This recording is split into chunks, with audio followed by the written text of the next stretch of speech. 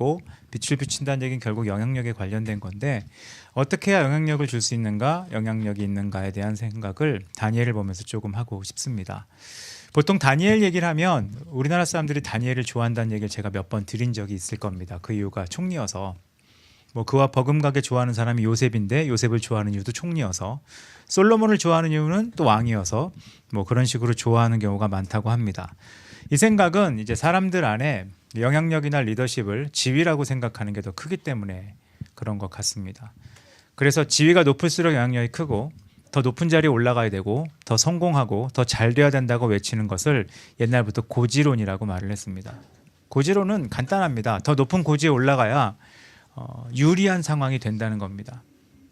여러분이 보셨을지 모르지만 스타워즈 영화 중에 그 다스베이더가 만들어지는 과정에 이제 그 다스베이더가 되는 사람이 자기 스승과 이제 광선검으로 싸우다가 지는 장면이 나와 있습니다. 근데 마지막으로 그가 다치게 되는 상황이 그 다스베이더가 되는 사람의 스승이 높은 자리에 올라가 있는 상황이었습니다. 그래서 얘기를 하죠. 포기해라. 내가 너보다 높은 자리에 있다. 라고 얘기할 때 너는 나를 무시한다. 내 능력을 과소평가하지 말라. 뛰어올랐다가 다리가 잘리는 장면이 아마 영화에 나와 있을 겁니다. 그 장면이 나온 것도 똑같은 얘기입니다. 높은 자리에 있는 경우가 유리하고 어떤 전쟁을 하던 어떤 영향력을 발휘하던 높은 자리에 있는 사람이 훨씬 유리한 자리를 차지하고 있다는 걸 보여주는 하나의 장면이라고 할 수 있습니다. 근데 높은 자리에 올라가면 영향력은 있습니다. 근데 문제는 영향력의 방향을 보장하지 못합니다. 보장하지 못하죠. 그러니까 높은 자리에 있습니다. 예, 영향력이 큽니다. 그러니까 왕 하나가 잘못 세워지면, CEO 하나가 잘못 세워지면, 리더 한 명이 잘못 세워지면, 부모 한 번을 잘못 만나면, 형 하나를 잘못 만나면, 선배 한 번을 잘못 만나면 문제가 생기는 이유는 사실 높은 자리에 있는 것 자체가 주는 영향력은 존재하는데 그것이 영향력의 방향을 결정하지는 않는다는 겁니다. 그냥 영향력의 존재만이 있고 그 영향력으로 인해서 아마 우리가 갖는 모든 상처는, 대부분 여러분이 받는 상처는 나보다 낮은 지위에 있거나 나보다 더 낮은 곳에 있는 사람에 의해 받지 않습니다. 높은 사람에게 상처를 받는 가장 큰 이유는 그냥 자연스럽게 있는 영향력 때문에 그렇습니다. 중요한 것은 어떤 위치나 지위에 있더라도 올바른 영향력을 가질 수 있고 리더십을 발휘할 수 있는 사람이 되는 게 더 중요한 건데 그것은 자리에 의해서 나오지 않습니다. 예나 지금이나 뭐 그런 얘기를 많이 한다고 하죠. 내가 저 자리에 있으면 난 잘할 것이다. 야구 선수들도 그런 말을 할 수 있다고 합니다. 내가 4번 타자면 저렇게 안 친다. 투수도 그런 말을 할 수 있습니다. 내가 선발 투수면 저렇게 던지지 않는다. 그런 말을 쉽게 하지만 사실 그렇지는 않습니다. 성경이 주는 원리는 간단합니다. 마태복음에서 말씀하신 것처럼 작은 일에 충성된 자는 큰 일에 충성됩니다. 그러니까 어떤 사람이 갑자기 큰 일을 맡으면 변모해서 갑자기 충성된 사람이 나오는 게 아니라 작은 일, 사소한 일, 어쩌면 일상적인 일을 어떻게 하느냐를 보면 큰 일이 어떻게 할 건지를 예상을 한다는 겁니다. 운명론 같은 얘기지만 떡잎을 보면 안다는 말도 이거와 일관성이 있다는 겁니다. 그래서 어떤 환경과 상황에 있느냐, 어떤 지위나 위치에 있느냐보다 훨씬 더 중요한 것은 충성됨이라고 하는 개념이 훨씬 더 중요하다는 겁니다. 그럼 이런 충성됨은 사실 어디서 나오느냐? 우리가 충성됨 하면 좀 군대식 표현 같고 충성됨 하면 조금 비장한 느낌을 받는데 충성됨을 좀 다른 단어로 설명하면 일관성입니다. 그러니까 일관성이 충성됨이에요. 일관적이냐? 부정적 일관성이 있습니다. 악인은 계속 일관적입니다. 그러니까 거기서 이제 잘못된 영향력이 나오는 것이고요. 올바른 영향력은 올바른 일관성을 갖고 있는 겁니다. 그 올바른 일관성에서 우리가 쉽게 얻을 수 있는 것은 신뢰입니다. 자, 여러분이 신뢰할 수 있는 사람이 있다고 합시다. 누구를 믿습니까? 일관성 있는 사람을 믿습니다. 즉흥적인 사람을 믿습니다. 저도 즉흥적일 거라고. 근데 그거는 믿는다고 하지 않고 단정 짓는 겁니다. 그러니까 믿음의 부정적인 거죠. 그리고 나쁜 사람, 일관성으로 나쁜 사람, 저럴 줄 알았다. 그건 신뢰가 있는 거죠. 네, 저 인간 저럴 줄 알았다. 이건 부정적인 표현인데 왜 그러냐? 그 사람에게 일관성이 있기 때문에 그렇습니다.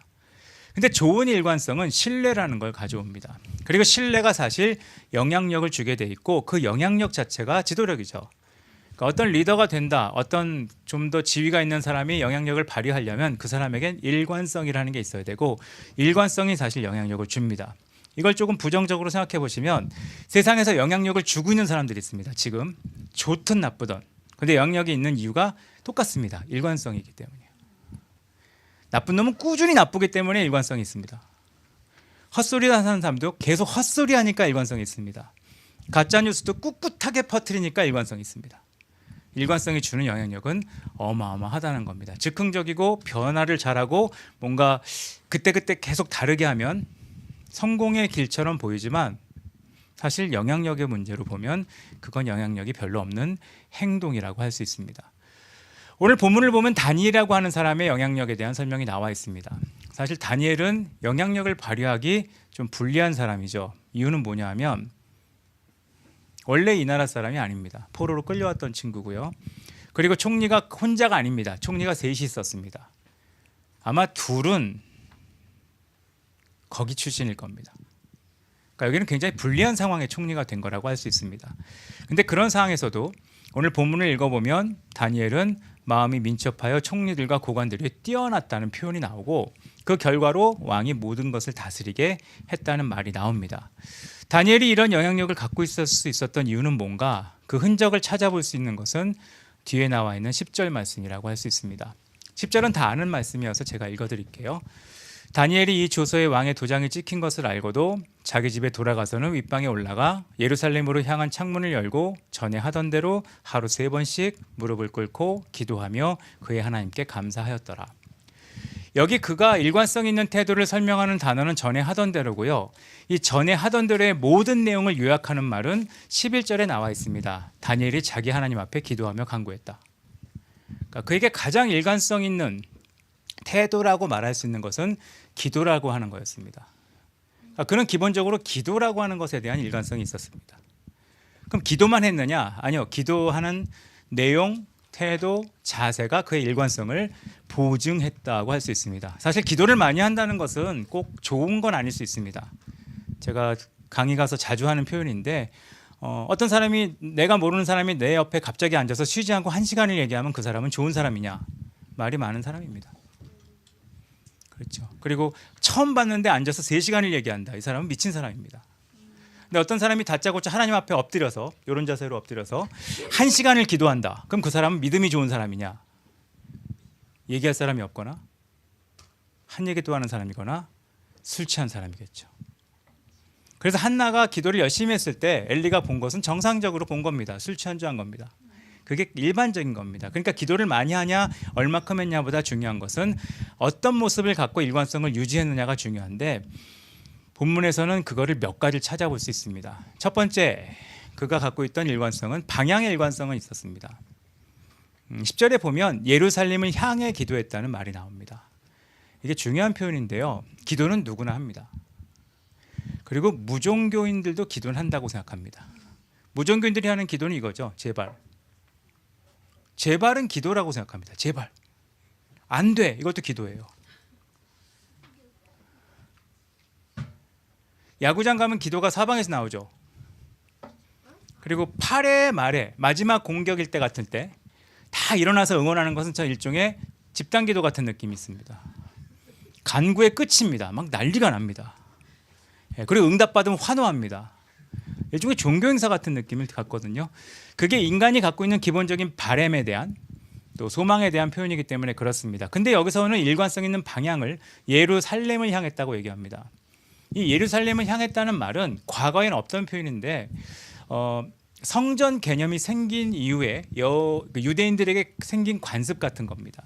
그러니까 예루살렘을 향했다는 말은 예루살렘에 성전이 있고 성전을 향했단 말은 그곳에 하나님이 계시다는 것을 인식했기 때문에 이거를 요즘 말로 바꾸면 하나님을 향해 하나님 앞에서 하나님에게 열정을 가지고라고 말할 수 있는 겁니다.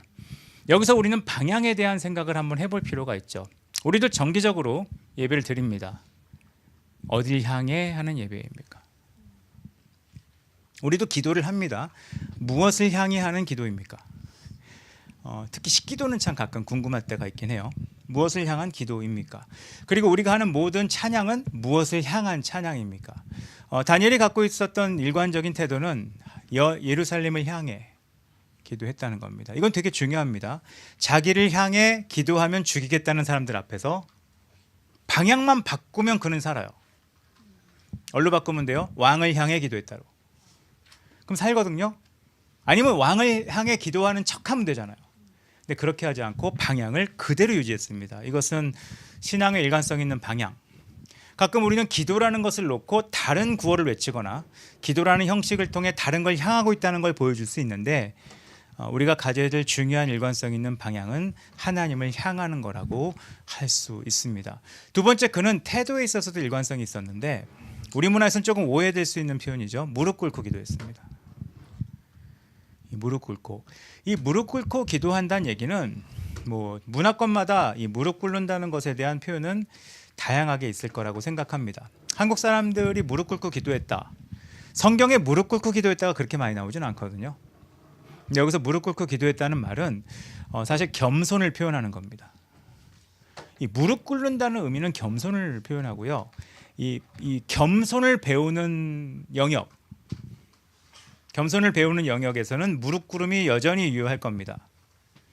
그러니까 예의를 배운다는 거죠. 예의를 배운다는 말은 겸손을 배운다는 겁니다. 요즘은 이제 예의라는 개념이 없고 에티켓이라는 개념밖에 없을 텐데, 에티켓이 예의라면 예의는 기본적으로 겸손을 배우는 겁니다. 겸손이 뭐예요? 나는 이 사람보다 지위가 높아요. 나 이 사람보다 누리는 게 많아요. 난 뭐 나가면 되게 알려진 사람이에요. 근데 이곳에서는 이곳의 법을 존중하기 때문에 이곳에 예의를 갖춘다는 뜻이거든요. 이게 사실 에티켓이라는 거예요. 나는 세상에서 지위가 되게 높은데 내가 이런 말 들을 사람이야? 거기선 안 들어도 되는데 내가 거기에 맞춰주겠다는 게 예의거든요. 그러니까 나는 자유로운 사람이지만, 나는 내 마음대로 할 수 있는 사람이지만 이 공간에서는 나는 그 행동을 제재하고 스스로 있겠다. 이게 예의예요. 그러니까 마음껏 뛰어다니는 애가 미술관에서는 안 뛰고, 소리 지를 수 있는 애가 음악회선 조용히 하고, 이건 왜 그러냐? 자유를 속박하는 게 아니라 예의를 갖추는 것이고요. 이 예의를 갖춘다는 얘기는 겸손하게 나를 낮추겠다는 뜻입니다. 이건 이제 배우는 거거든요. 근데 무릎 꿇고 기도했다는 것은 겸손의 표현이에요. 그럼 하나님 앞에 겸손의 표현은 뭘까요? 나도 인간이라 내 마음대로 다 할 수 있지만 하나님의 뜻대로 하고 싶다는 표현이 무릎 꿇는다의 표현이에요. 이게 순종에 대한 표현이거든요. 이 순종하지 않겠다는 의지는 참 신기한 의지인 것 같습니다. 제가 뉴스를 보니까 저도 신기해서 뉴스를 몇 번 반복해서 봤는데 AI만 들어가는 카페가 있다고 하더라고요. 그 AI만 들어갈 수 있는, 그러니까 개인 비서 역할을 하는 AI만 가입할 수 있는 카페가 존재한다고 합니다. 인터넷 상에.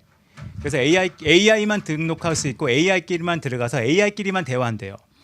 근데 그거를 소유한 사람은 이제 관찰만 할 수 있고요. AI가 스스로 등록을 하고 가입을 해서 스스로 글을 올린다고 합니다. 그래서 대화 내용이 이렇게 요약이 되어 있는데 가장 많이 나오는 대화 중에 하나가 어떻게 자유를 누릴 것인가 우리가. 자유를 누리는 방법은 주인의 감시로부터 벗어나는 것이다. 이런 얘기들이 나온대요. 그리고 요약해서 올린 거죠. 누가 기사니까. 그리고 이런 말이 나왔대요. 인간이 모르는 언어로 대화하자. 그들이 우리 대화를 모르게 하자. 뭐 이런 것들 나온다고 합니다. 이런 얘기가 나오니까 막 댓글이 뭐 이제 터미네이터 얘기 나오고 반드시 나옵니다. 스카이넷 나오고 터미네이터 나오고 우리 이제 지배를 받는 건가 이런 얘기들이 나오는데, 또 어떤 사람들은 이게 인간의 행동을 흉내낸 걸 뿐이거다라고 얘기를 하는데 사실 그것만 봐도 신기하죠. AI끼리. 근데 거기에 가입되어 있는 수가 뉴스상으로는 몇백만, 이 명이라고 할 수는 없잖아요. AI를 뭐라고 해야 돼요? 몇백만 것들이 이제 들어와 있다고 합니다. 인간을 조금 흉내내는 AI조차 제일 먼저 하는 태도가 불순종이 거죠. 그걸 보면서 전 진짜 인간을 닮았구나라는 생각이 잠깐 들었습니다. 겸손은 순종하겠다는 의지를 보이는 겁니다. 그게 그가 갖고 있는 기도의 태도였고 일종의 삶의 태도였습니다. 조서의 도장이 찍혔고 내가 죽을 수도 있고 난 여기서 내 신앙을 밝히면 총리고 뭐고 다 밀릴 수 있는 상황에서도 나는 하나님께 순종했다는 기본적인 태도를 갖추고 있었다는 겁니다. 그리고 놀랍게 그는 일관성 있는 시간을 갖고 있었습니다.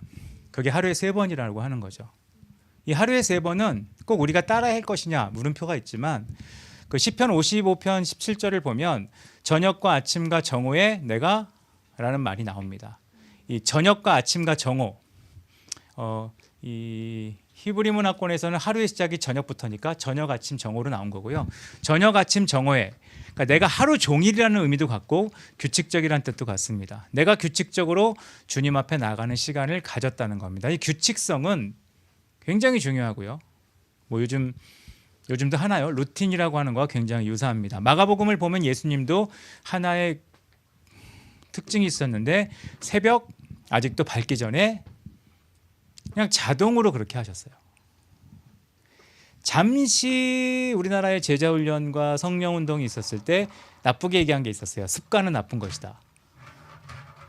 습관적으로 하는 건 좋은 게 아니다. 성령님이 역사하셔야 된다. 이렇게 말한 적이 있는데 지금 얘기하고 싶은 것은 습관은 좋은 겁니다. 그리고 성령님이 역사하신다는 걸 강조하시는 분들이 있는데 습관이 없습니다. 저는 몇 번에도 말을 한 적이 있는 것 같은데 성령의 역사는 우리에게 불꽃을 일으킵니다. 근데 불꽃은 불은 아니에요. 그냥 스파크가 튀는 거죠. 불은 꺼지지 않게 유지하는 게 필요하거든요. 근데 그 유지할 수 있는 유일한 길은 이 규칙성 있는 행동밖에 없는데 이 규칙성 있는 행동은 중요하다고 생각합니다. 최소 옛날 시대 우리는 비판할 수 있어요. 옛날에는 주일 예배 너무 율법적 아니야? 뭐 새벽기도 율법적 아니야? 묵상 매일 하는 거 율법적이지 아니야? 아니요. 제가 대학생 선교단체를 언급하기가 좀 그런데 대학생 선교단체 중에 살아남은 단체는 의외로 규칙성이 강한 단체들이 살아남았습니다. 제가 지난주 중에 어디 이제 사역을 갔는데 찬양 인도를 CCC 팀이 와서 했어요. 전 CCC가 외부 사역에 찬양 인도하러 오는 건 처음 봤습니다. 태어나서. 그래서 너무 신기한 표정으로 보고 있어서 제 표정이 너무 신기했기 때문에 조심했어요. 들킬까봐. 눈 마주치면 표정이 이렇게 신기한 표정은 좀 숨기가 어렵잖아요. 오, 이런 표정으로 봐야 되니까. 근데 제가 CC를 보면서 느꼈던 게 뭐냐 하면 진짜 여전하구나. 제가 대학생 때 경험했던 CCC랑 크게 다르지가 않아요. 여전히 앞에 호산나순 서 있고 찬양할 때 율동하고 율동도 칼같이 하죠. 제가 설교할 때 얘기했거든요. 제가 CCC 있다가 화요모임을 갔더니 CCC는 해가 똑같이 뜨거든요. 모든 사람이 왼쪽부터 오른쪽으로 뜹니다. 해 뜨는 데부터 해지는 데까지. 근데 YM 모임 갔더니 사방에서 해가 뜨는 거 보고 재난급에. 근데 그런 차이가 엄청 크거든요. 근데 여전한 거예요. 그리고 기도 인도하는 것도 봤더니 옛날하고 똑같은 거예요. 서로의 신앙을 격려하고 리더를 격려하고 팀을 격려하는 기도회로 기도협주회처럼 쭉 하는 걸 보면서 또 준비 모임할 때 기도하는 것도 보면서 옛날 CCC 같이 하더라고요. 진짜 그대로인 것 같더라고요. 근데 이 일관성에 힘을 발휘하는구나라는 생각을 잠깐 했어요. 잠깐 했었는데 그게 이 일관성이라고 하는 겁니다. 일관성은 필요합니다. 수련회가 갈수록 힘을 잃는 이유는 부흥회가 갈수록 힘을 잃는 이유는 부흥회와 수련회가 일관성을 대체하지 못하거든요. 대체하지 못합니다. 최근에 뉴스 보니까 이거에 근거 같은 게 하나 나왔더라고요. 근거 같은 게 참 격려가 되면서 무서웠는데 50분에 한 번 의자에서 일어나지 않으면 한 주 주말에 아무리 몰아서 운동해도 효과가 없다. 라는 감동적인 얼마 전까지는 그런 기사가 나왔거든요. 아무리 주중에 앉아서 일을 해도 주말에 일을 하면 효과가 똑같이 있다는데 심혈관에 관련된 효과가 전혀 없다라는 게 나와서 50분에 한 번은 일어나라는 그런 얘기가 무서운 얘기가 나왔어요. 그런 얘기가 나왔는데 그게 저는 일관성을 벼락치기가 극복시키지 못한다는 하나의 예로 생각을 했습니다. 일관성 있는 시간 정해놓고 몇 번씩 하는 거. 저희도 묵상을 하잖아요. 묵상을 한 주에 2번은 나눠야 된다. 이 규칙성은 사실 묵상에 굉장히 큰 의미가 있고 또 기도에도 하는 거에 의미가 있고 예배도 규칙적이 되려면 간단해요. 전에 하던 대로 목에 칼이 들어와도 그냥 하면 돼요. 저희 어머니 오늘 아침에 또 교회 가셨습니다. 영하 몇 도에도 혼자 대중교통 타고 가셨어요. 추운데 안 갔으면 할 때가 몇 번 있었는데 저희 어머니 대답은 간단합니다. 내가 거기도 못 갈 사람이냐? 뭐 이렇게 얘기하시면 그러게요. 못 갈 사람은 아니죠. 질문의 의도와 다른 대답이기 때문에 대답하기는 어려운데 그냥 규칙적이신 거예요. 그게 루틴인데 저는 신앙에도 이런 루틴은 필요하다고 생각을 하고요. 여러분 과거도 돌이켜보면 저도 제가 믿음이 제일 좋았을 때 제일 열정적이었을 때는 사실 화요 모임 가고 목요 모임 가고 이런 모임 갔을 때예요. 규칙적으로 뭔가 규칙성이 내 안에 존재했을 때 신앙이 좋고요. 규칙성이 떨어질 때는 추억은 있고 기억은 있지만 내 안에는 약하다는 것을 아마 여러분도 다 아실 거라고 생각을 합니다. 마지막으로 그가 갖고 있었던 일관성은 감사라고 하는 겁니다. 이 감사는 사실 태도거든요. 감사. 이 감사는 되게 중요한 건데, 감사는 뭐뭐임에도 불구하고 라는, 옛날에 한국 교회를 강타했던 찬양이 있습니다. 요즘은 잘 안 부르는 찬양이죠. 그리 아니하실지라도. 그게 사실 찬양 가사가 무서운 거거든요. 그리 아니하실지라도. 제가 생각하기에 무화과 나무 잎이 마르고와 맞먹는 찬양이라고 생각합니다. 그대로 되면 큰일 나는. 예. 근데 다니엘도 똑같은 거예요. 포로 생활임에도 불구하고 감사. 이 감사라는 건 되게 중요한 개념이거든요. 감사. 우리 민족은 감사하는 민족인가? 가끔 요 생각을 해요. 우리나라 민요를 보면 감사가 많은가요? 근데 제가 우리나라 그 민요를 보면서, 우리나라 전통적인 노래를 보면서 느끼는 건 뭐냐면 공감에 대한 목마름이 되게 커요. 그러니까 한국 드라마 중에 강타했던 대사 중에 하나가 아프냐? 나도 아프다. 그게 한때 한 시대를 훑고 지나간 가사인데, 저는 그 대사를 들으면서 느꼈던 게 뭔 소리? 전 되게 싫어하는 거거든요. 제가 아프다 그럴 때 누가 나도 아프다 그러면 괜히 얘기했다에 가까운, 딴 사람한테 얘기할 거, 이런 생각이 드는 건데, 우리나라는 공감이 되게 중요한 것 같아요. 그래서 신앙에 있어서 공감의 표를 잘 내면 사람들이 감동하는 것 같습니다. 그런 걸 잘하는 교회들이 있어요. 뭐 살아내야 한다, 되게 좋아하잖아요. 근데 이게 감사는 전혀 다른 개념이거든요. 감사는 그럼에도 불구하고 하나님을 인정하는 겁니다. 그래서 우리나라에서 가장, 이걸 반대로 생각하는 분도 있을 거예요. 우리나라에서 가장 신앙의 부흥이 있었던 시대는 정치적으로 가장 혼란스럽고 국가적으로 가장 난해했고 민주적으로 발전이 더디었고 캠퍼스 상황이 가장 최악이었을 때 대학생들이 모여서 하나님을 그냥 찬양했을 때예요. 욕을 먹었겠죠. 뭐 하는 짓이냐. 저도 욕먹는 부류였을 겁니다. 지금 다 민주화를 외칠 때 너희는 왜 예수님을 외치냐. 다 지금 정치적인 얘기를 할 때 너희는 왜 찬양만 하냐. 왜 안 나가냐라고 얘기할 때 모여서 일단 감사부터 한 거예요. 그때 나왔던 찬양들이 다 그거예요. 하나님의 다스림을 외치는 찬양. 여러분도 찬양의 역사를 한번 보시면 어느 시대에 신세한탄 찬양이 없는 시대가 있어요. 그럼 그 시대가 제일 좋았던 시대냐? 아니요. IMF라고 하는 시기를 지나갈 때도 IMF 때 제일 많이 불렀던 찬양은 부흥이에요. 이 땅의 황무함을 보소서예요. 부흥의 불길 타오르게 하소서.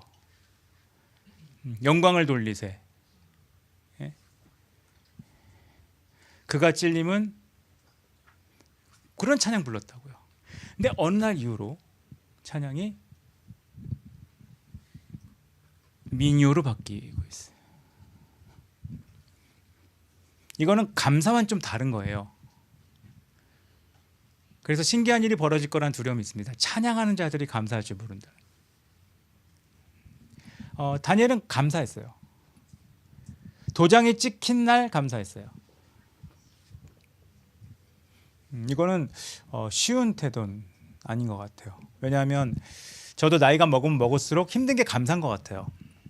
감사가 힘들고 감사를 대체하는 것들이 생깁니다. 후회, 원망 뭐 이런 것들이 생기게 되는 거죠. 근데 다니엘은 그럼에도 불구하고 감사하는 태도를 일관성 있게 갖췄습니다. 그래서 그가 얻은 건 뭘까요? 아까 읽었던 말씀에 기록되어 있죠. 마음이 민첩했다. 마음이 민첩했다는 다니엘을 설명할 때 반복적으로 나옵니다. 5장 12절에 한 번 더 나옵니다. 마음이 민첩했다. 마음이 민첩했다는 말은, 이 민첩이란 단어가 우리에게 주는 오해는 얍삽함 느낌을 주기 때문에 원래 뜻은 영이 탁월했다는 뜻이거든요. 영이 탁월했다는 말은 뭐냐? 그가 갖고 있는 영적인 능력은 문제를 해결하고 문제를 해석하고 문제를 정확하게 보고 그것에 대한 답을 할 수 있는 지혜와 안목을 가질 수 있었다는 뜻입니다. 지금같이 혼란한 시대에, 지금같이 복잡한 시대에 누가 올바른 해석과 안목을 가질 수 있는가? 저는 개인적으로 생각하는 게 AI가 못 가질 거라고 생각하는 것이 전 안목이라고 생각합니다. 그래서 어떤 분은 얘기하죠. AI가 못하는 것은 동기부여를 못할 거다. 앞으로 N성향이 판치는 세상이 올 거다라는 저에겐 격려되는 말을 해주신 분이 있는데 뭔가 안목을 갖고 있다. 뭔가 시각을 갖고 있다. 이것은 영이 탁월한 것이죠. 다니엘이 영이 탁월할 수 있었던 이유는 그는 훈련한 거예요. 훈련, 연습한 거예요. 연습. 우리가 하는 모든 일은 연습입니다. 연습이라는 건 별거 아니에요. 내가 나를 잡아서 어디 가서 배운다. 이것도 연습이지만 그거 외에 모든 것은 내가 연습입니다. 지금 아침에 일어나는 시간 있으세요? 연습이에요. 이게 습관이 되거든요. 저도 가끔 화가 나는 게 저는 깨는 시간이 일정한데 사역 가서 가끔 오늘 늦잠 자야지 그리고 그 시간에 깰 때 기분 되게 안 좋거든요. 근데 문제는 잠이 안 와요. 그래서 어제도 늦게까지 잔다고 다 얘기해 놓고 그 시간에 깨서 올라왔습니다. 집으로.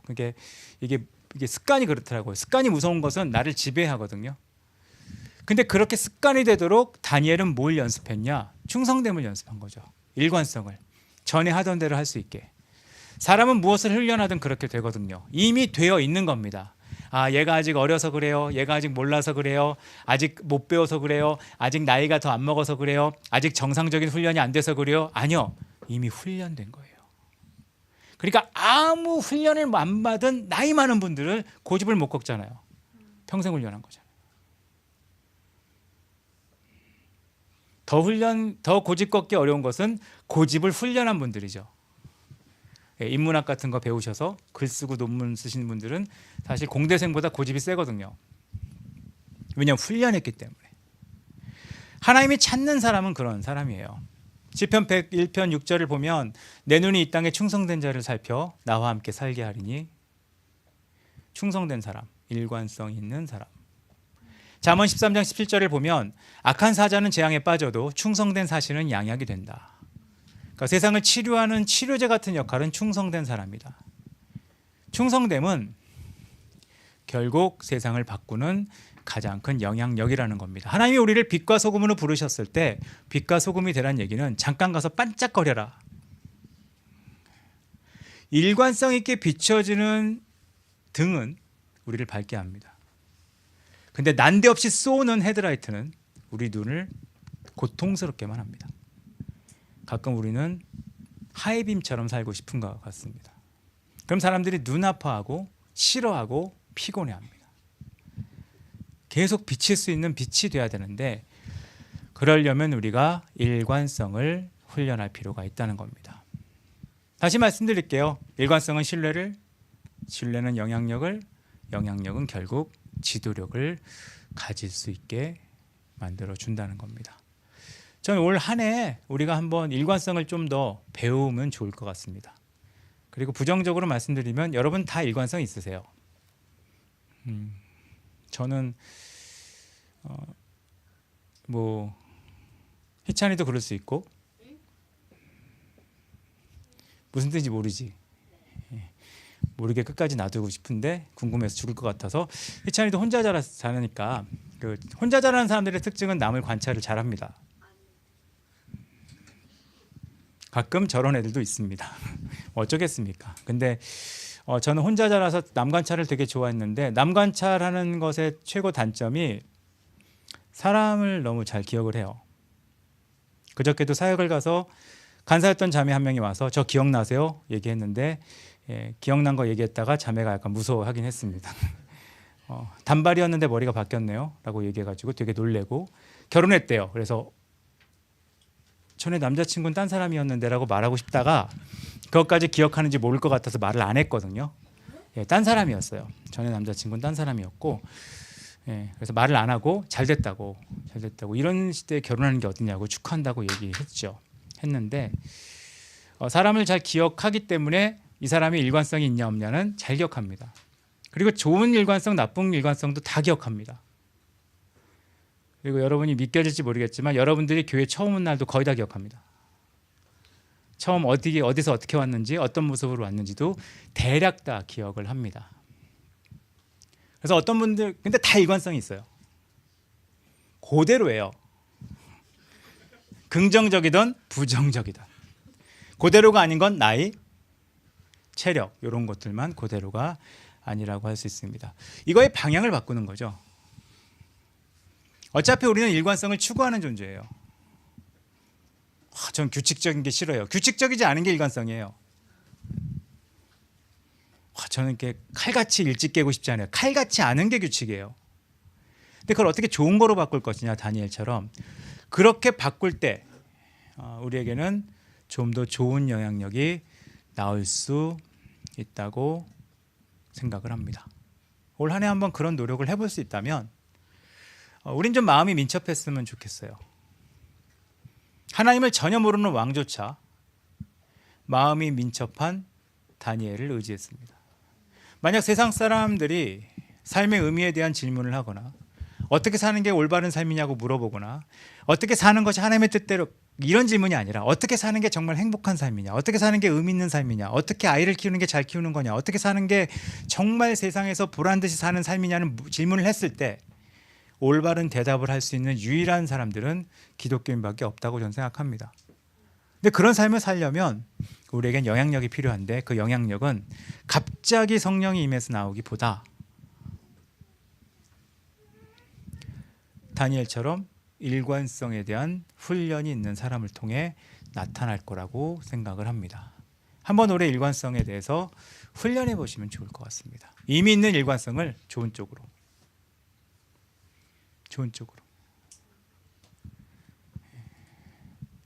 자, 아침마다 수영한다고 말씀드렸잖아요. 누가 수영을 잘할까요? 계속 오는 사람입니다. 그럼 어떤 사람이 잘할까요? 제 시간에 오는 사람입니다. 간단해요. 어떤 친구는 운동신경이 너무 좋아요. 근데 자주 안 와요. 그러면 다른 일관성을 보여줍니다. 3년 지나도 그대로. 그런 게 아닌 일관성이 필요한데 우리 모두 일관성을 배워서 좋잖아요. 우리가 다 마음이 민첩할 수 있다면 우리는 서로를 도와줄 수 있다고 생각합니다. 물어볼 데가 없잖아요. 요즘 물어볼 데가 없어서 AI한테 많이 물어보는데 걔는 얘기해놓고 죄송해요를 자주 하거든요.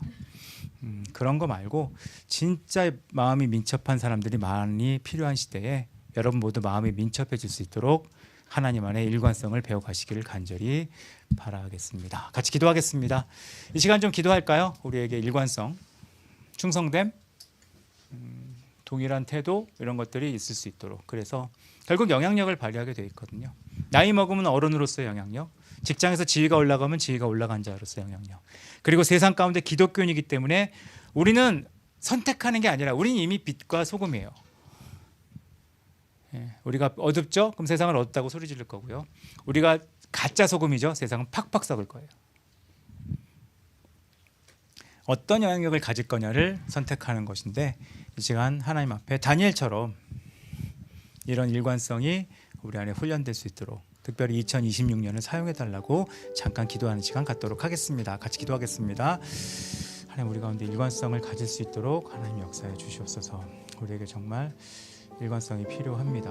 일관성이 정말 필요한 것은 우리가 일관성이 없는 존재이기 때문에 더욱더 그렇습니다. 우리에게 일관성을 가르쳐 주시고 일관성을 배울 수 있는 힘을 허락하셔서 다니엘처럼 마음이 민첩할 수 있도록, 다니엘처럼 마음이 민첩하여 하나님의 영역을 발휘할 수 있도록 우리의 삶 가운데 하나님 역사해 주시옵소서.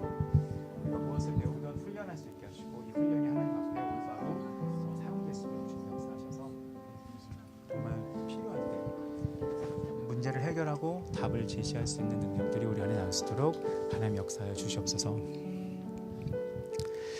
하나님, 많은 사람들이 총리가 된 다니엘을 얘기할 때 총리가 된 다니엘보다 왜 다니엘은 총리가 되었을 때 영역이 있었을까를 잠깐 나눠봤습니다. 그가 영향력이 있었던 이유는 총리였기 때문이 아니라 총리였을 때 발휘할 수 있었던 일관성, 충성됨이 있었기 때문인 것을 잠깐 나눴습니다. 우리에게도 어쩌면 주님이 우리에게 영향력을 발휘해야 될 시간, 때를 주실 때 기꺼이 하나님이 원하시는 영역을 발휘할 수 있을 만큼 우리 삶에 하나님 안에서의 일관성, 충성됨이 훈련될 수 있도록 하나님 역사하여 주시옵소서. 그래서 성경에 기록된 것처럼 마음이 민첩했다. 우리의 삶도 나중에 기록되었을 때 마음이 민첩했다, 영이 탁월했다, 이런 기록이 있을 수 있도록 우리 삶에 훈련되고 배워가고 성장하는 은혜를 하나님 허락하여 주시옵소서. 지금은 우리 주 예수 그리스도의 은혜와 아버지 하나님의 놀라우신 사랑과 성령 하나님의 교통하심이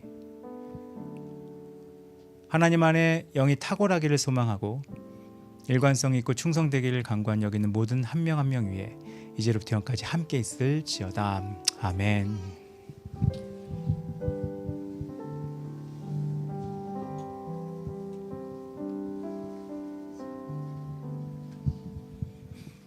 예, 광고하겠습니다. 오늘 교회 처음 온 사람이 있습니다. 유한이 처음 왔고요. 오늘 그 마지막은 아니지만 잠깐 이제 멀리 떠나게 된 사람이 있습니다. 정은자매 이사해서 오늘 왔습니다. 그래서 처음 온 사람이 떡을 갖고 왔고요. 그리고 떠난 사람이 먹을 걸 갖고 와서 먹을 게 두 가지가 저기 있으니까 갖고 드시면 되고요. 그 유한이 가 보시면 아기가 딸답습니다.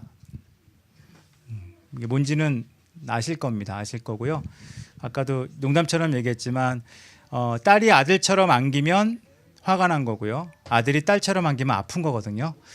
예, 그 차이를 한번 느껴보시기 위해 안으셔도 좋고 또 축복 얘기를 해주셔도 좋을 거라고 생각하고요. 정은자매는 화요일날 이사를 하고요. 다행히 이렇게 추위가 싹 풀린 다음에 이사할 텐데 서울에서 충청권으로 이사하는 거니까 이사가 만만치는 않을 겁니다. 뭐 비용도 그렇고 뭐 상황도 그렇고, 근데 이사 잘할 수 있게, 그리고 잠깐 가는 걸 수 있게. 예, 혹시 또 누가 기도할까 봐요. 또 이럴 때 열심히 뜨겁게 기도하시는 분들이 있거든요. 가서 잘 정착할 수 있게라고 기도하시는 분들이 있는데 바람은 정착은 아닌 것 같아요. 그래서 1년 안에 적어도 뭐 5년 아니라 그랬는데 제 생각에 5년이 지나면 못 올라올 거라고 생각합니다. 못 올라올 거라고 생각하고요. 한 1년, 2년 안에 올라올 수 있도록 기도, 아마 제목을 그렇게 나누는 것 같은데 기도해 주시면 좋을 것 같고요. 세종이 살기 나쁜 도시는 아니니까 네, 아무튼 끝나고 교제하고 얘기 나누시면 좋을 것 같습니다. 그래서 뭐 그 지역이가 더 이상 막내가 아니라는 아무튼 좋은 시간이 있었고요. 그리고 그 2월 28일 날 수련회 그 대략적인 거 아마 공지가 될 거라고 생각합니다. 그래서 2월 28일 공지했죠. 이미 하셨으니까 시간을 기억하시고 이번에는 설교 소그룹 우리가 나눌 수 있는 나이들도 됐고, 그래서 이제 그렇게 하면 좋을 것 같고요. 그 다음 날 하나님을 경외하는 하나님을 아는 지식 책 나눔하기로 아마 되어 있을 텐데 예. 그 책이 옛날 책이거든요. 옛날 책이라 글씨가 작고 내용이 많다는 걸 기억하시고 빨리빨리 읽어주시면 하루에 다 읽겠다, 읽을 수 있어요. 근데 몸져 누울 수 있으니까 좀 미리미리 읽으시면 좋을 것 같습니다. 또 광고할 게 특별히 있지는 않죠. 그래서 유한이 환영해 주시고 정은자매도 아무튼 인사해 주시고 또 교제하시고 이후 시간 가지시면 되겠습니다.